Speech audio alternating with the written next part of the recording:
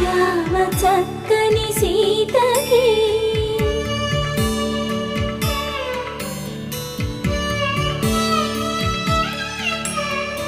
ఎర్ర జాబిలి చేయి రాముడేడని అడుగుతుంటే చూడలేదని పెదవి చెప్పే చెప్పలేమని కనులు చెప్పే నల్ల పూసై